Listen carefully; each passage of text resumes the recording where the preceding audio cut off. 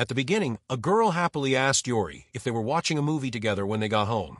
Yuri apologized, saying it was the biggest moment of his entire life. The girl, disappointed, pointed out that he had been really distant lately.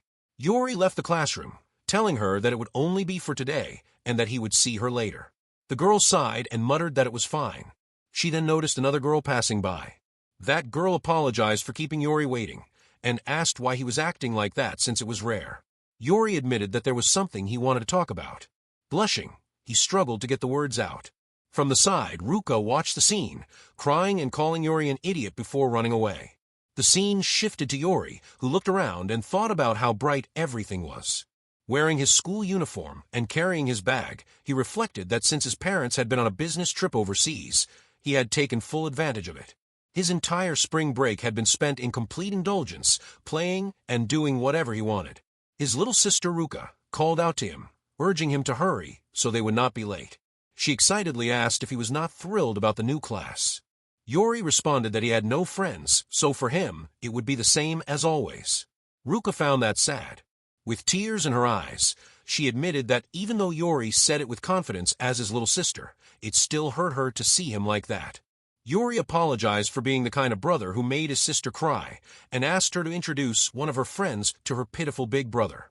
Ruka, with a disappointed expression, told him that things like that were a bit difficult. Yuri then told her that as long as she was around that was enough for him. Ruka angrily threw punches at him, telling him not to say such embarrassing things first thing in the morning. Yuri remarked that she was seriously full of energy even in the morning and told her to just go to her middle school already.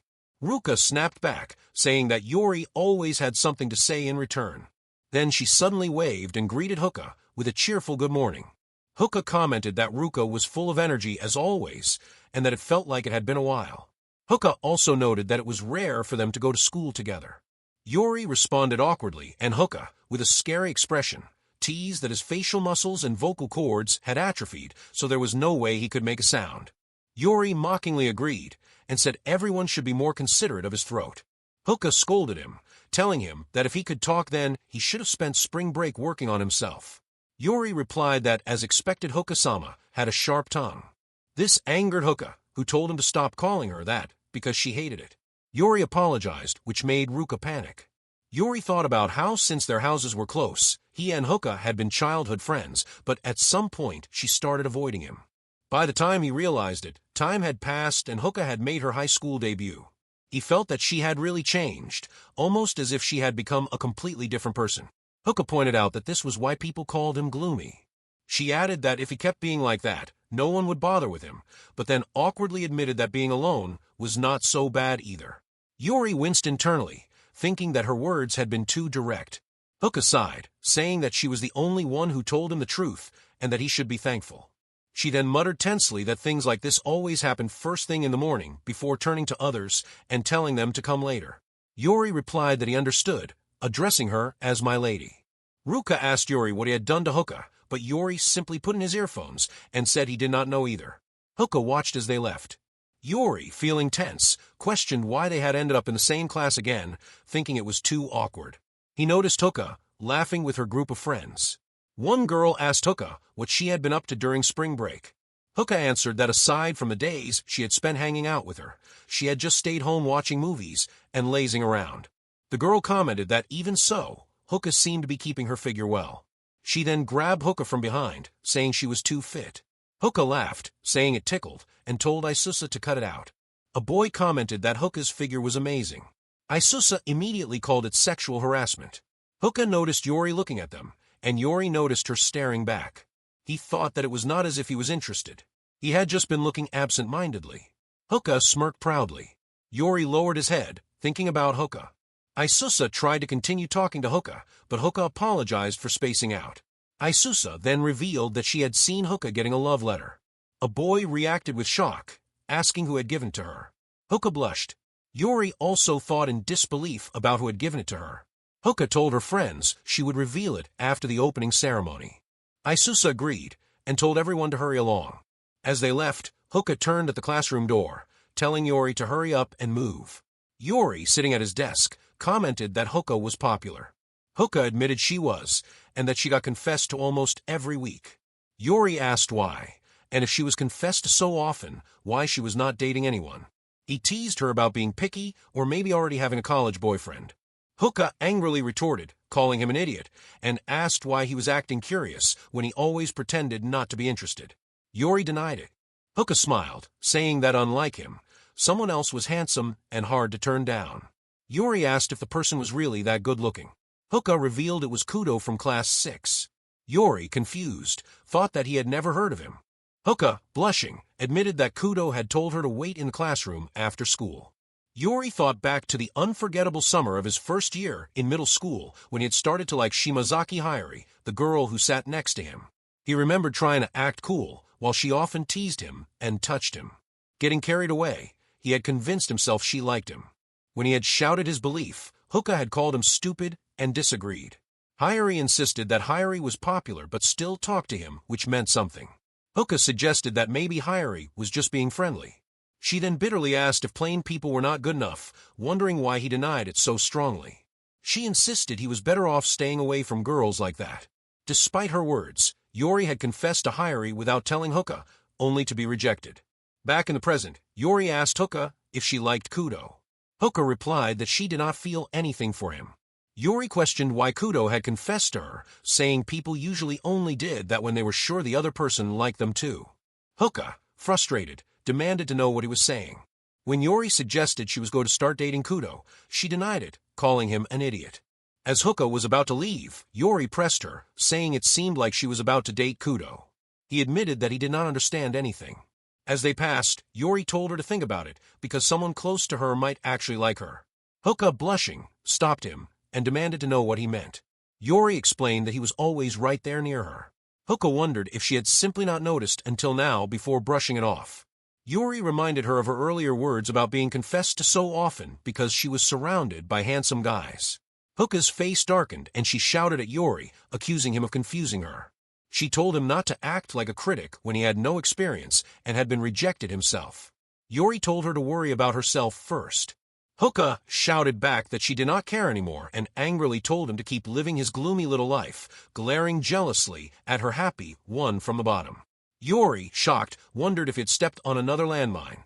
He recalled how back then whenever something like this happened, Hoka would apologize and they would make up by watching a movie together. He thought maybe he should go watch a movie by himself and wondered what was showing. Checking his phone, he noted there was still time and decided to kill some time before returning. As he walked, he noticed a girl standing on a railing. She stretched inside. Alarmed, Yori threw his bag aside and ran toward her, shouting for her not to do anything rash because life was still fun. The girl turned, and they both fell. She groaned in pain and pointed out that Yori was touching her chest. Embarrassed, Yori quickly stood up and apologized.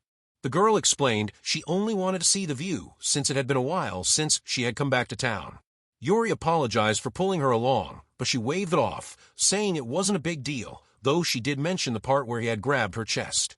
Panic surged through him, and he begged for forgiveness, insisting it had been an accident. She laughed, teasing that he probably did it on purpose. Yori pleaded for mercy, explaining he had a little sister too. Eventually, she let it go but curiously asked if his uniform was from Koro High School. Yori's mind raced. If this got out at school, his social life would be over. He quickly expressed relief that she hadn't jumped or run away and apologized once again for what happened.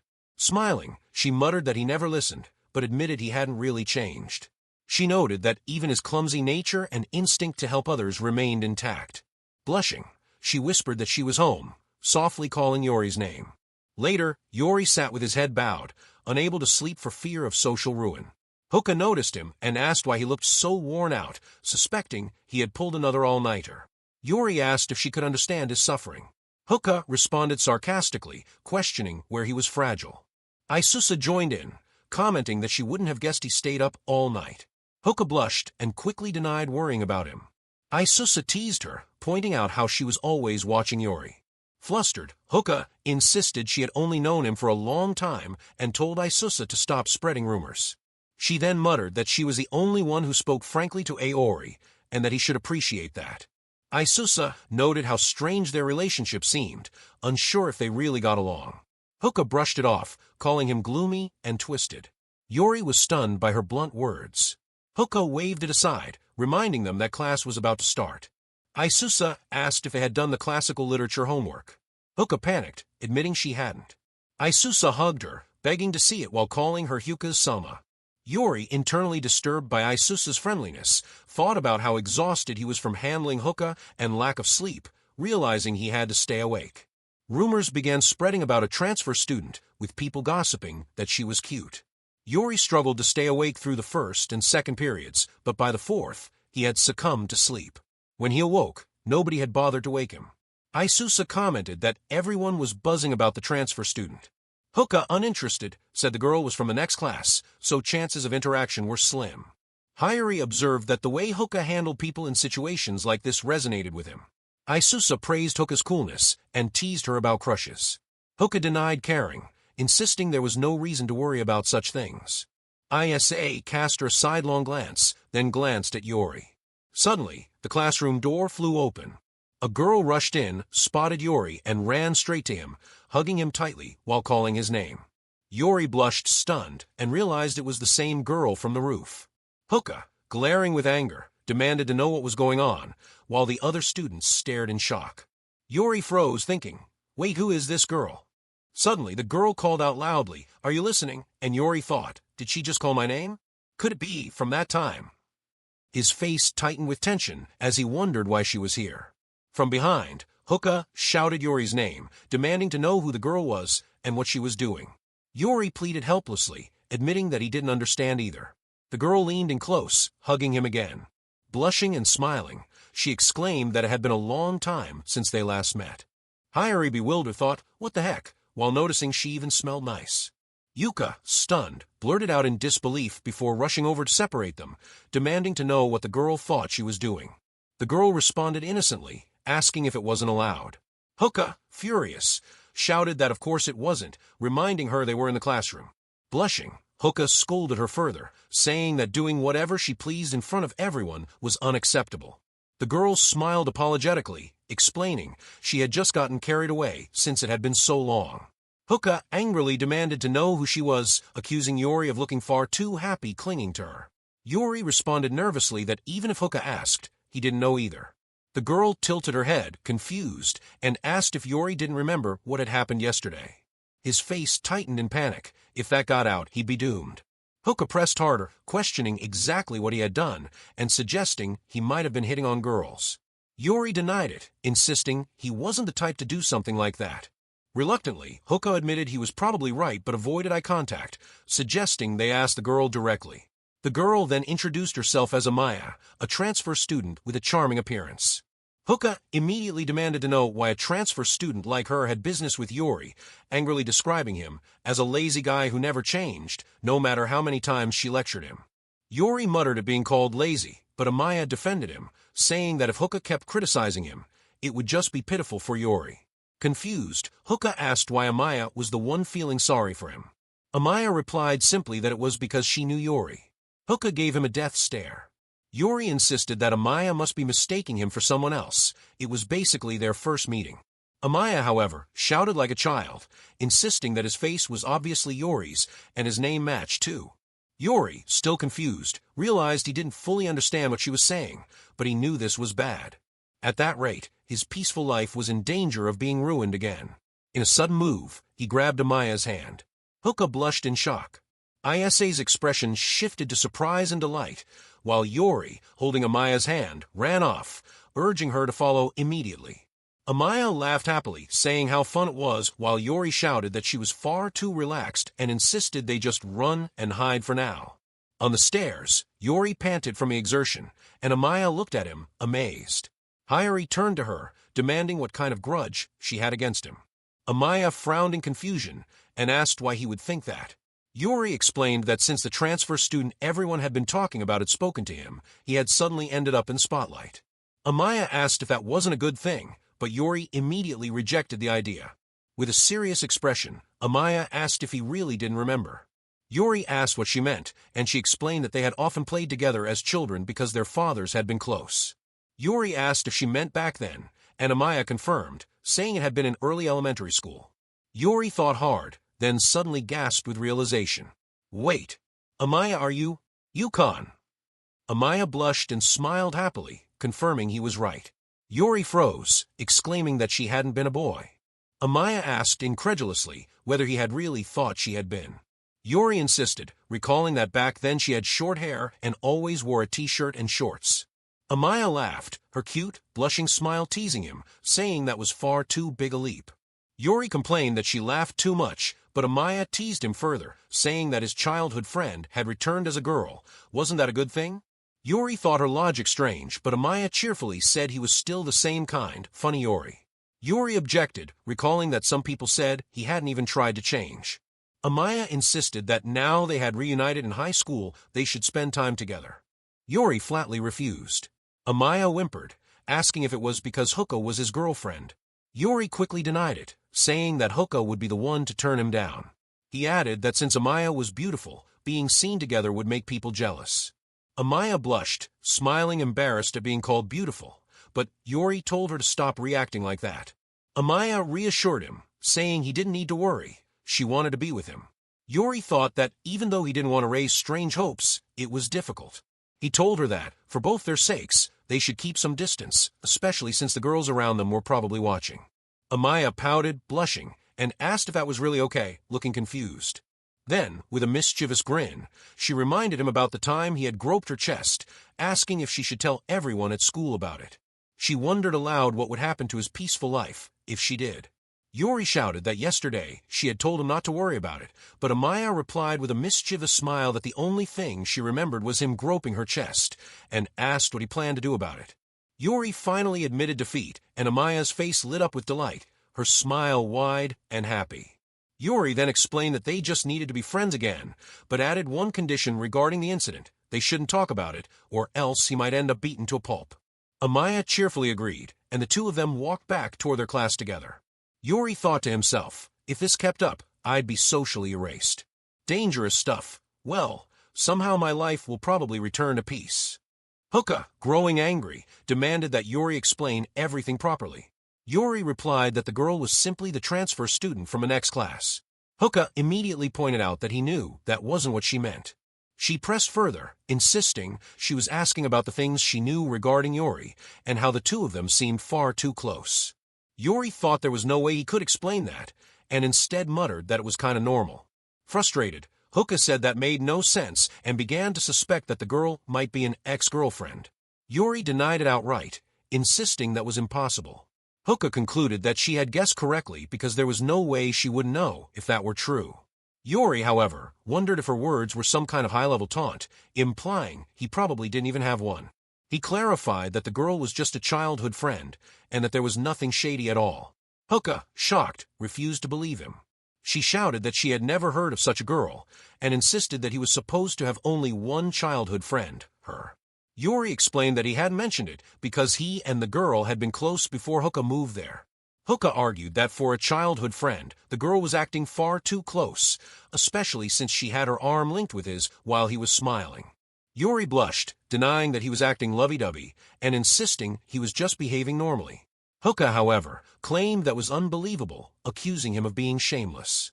She complained that if the girl was cute, he seemed fine with anyone, and that made him so unrestrained, it was honestly a turnoff. Yuri, flustered, said that even if Hoka told him all that, he wondered if it meant she actually wanted to flirt with him. Hoka, blushing and flustered, immediately told him to cut out, even as a joke. She insisted that she would never flirt with him, and said there were proper steps to these things, so it could not happen all of a sudden. Still, she admitted that sometimes relationships start out like that, though she was embarrassed to say so. Yuri questioned why it would be him, saying it should be Haru and Hoka instead. At that, Hoka grew frustrated, shouted that he was so annoying, and told him she already understood before angrily calling him an idiot. Later, Hoka smiled sarcastically and said it was great, pointing out that it seemed like Yuri had found someone in real life off-screen who doted on him. Yuri responded uncertainly, saying he was not so sure about that. He admitted that it was not bad being adored and that they were not cold to him, but also added that they were not really a good match. Hoka became flustered and demanded to know why he was making it sound like she was the one being cold. Yuri silently thought to himself, wondering what she was even saying. He then commented aloud that even Hoka cracked jokes sometimes. Hoka denied it quickly, but then Amaya suddenly called out to Yuri from behind. Hoka noticed her and muttered almost to herself that it was a case of speaking of the devil. Amaya called out cheerfully again, and Hoka, trying to cover, remarked that Yori was the type of person who would not go even if he were invited openly. Yori admitted that was how it was supposed to be. But then he picked up his bag and told them he was going to head out for a bit, saying he would see them tomorrow. Yori walked off with Amaya. Hoka stared after them in confusion. She muttered to herself that she did not get it at all. Clenching her fist, she struck the bench in frustration, asking aloud what that was even supposed to mean.